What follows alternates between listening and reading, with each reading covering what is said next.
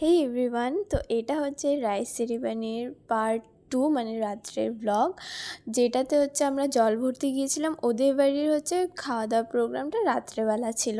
তো আমরা এখন সবাই রেডি, আর ওই ব্লগটার সাথে অ্যাড করিনি কারণ দুপুরবেলা তো আরেকটা জায়গায় গিয়েছিলাম, অনেক বড় হয়ে যাবে ব্লগটা। তার জন্য ভাবলাম এটা হচ্ছে নেক্সট পার্টে আর কি পার্ট 2 হিসেবে শেয়ার করা যাক। তো যাই হোক, আমরা এখন সবাই রেডি হয়ে আমরা এখন সবাই বেরিয়ে পড়েছি। আর আমি তো খাওয়া দাওয়া করেই যাচ্ছি, কারণ আমি তো আর খাবো না, তাই আমি বাড়ির থেকেই খেয়ে দিয়ে যাচ্ছি। আমি তো যাচ্ছি একটু ঘোরার জন্য, ফটো তোলার জন্য, ব্লগ করার জন্য। তো যাই হোক, এখানে আমরা চলে এসেছি। এসে দেখি যে বুনুটা এখানে ঘুমিয়ে পড়েছে।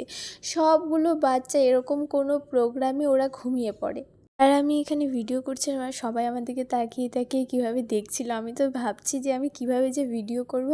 তো যাই হোক, ওখানে ওরা খাওয়া দাওয়া করছিল আর আমার জন্য আইসক্রিম নিয়ে এসেছিলো, কারণ আমি তো আর কিছু খাবো না, আমি এগুলোই খেতে পারবো। তো সবাই মিলে এখানে আইসক্রিম খাচ্ছি। টুকি তো দু হাতে দুটা নিয়ে খাচ্ছে, আমিও খাচ্ছি, সবাই খাচ্ছে।